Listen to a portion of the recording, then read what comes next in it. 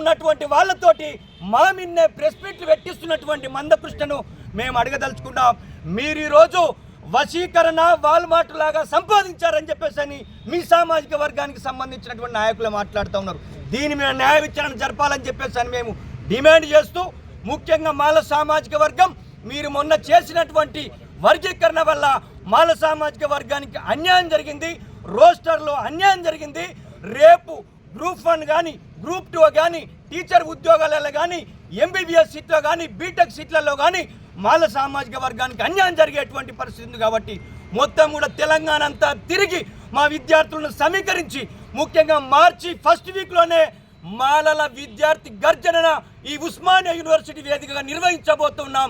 ముఖ్యంగా మాల విద్యార్థులారా, మాల నిరుద్యోగులారా, మీరు జిల్లాలో ఉన్నటువంటి మీరందరూ కూడా ఈ రాష్ట్ర ప్రభుత్వానికి, ఈ కేంద్ర ప్రభుత్వానికి మాల సామాజిక వర్గం విద్యార్థులకు దమ్ము తెలిపాలంటే తెలంగాణ ఉద్యమంలో ఏ విధంగానైతే పనిచేసామో, ఏ విధంగానైతే వందల కేసులు పెట్టుకొని జైలులోకి వెళ్ళామో, ఈరోజు మన అస్తిత్వం ప్రమాదంలో పడుతున్నప్పుడు మనకు రావాల్సినటువంటి మన మాట దక్కకపోతే తప్పకుండా ఈ రాష్ట్ర ప్రభుత్వాన్ని, కేంద్ర ప్రభుత్వాన్ని ప్రశ్నిస్తాం.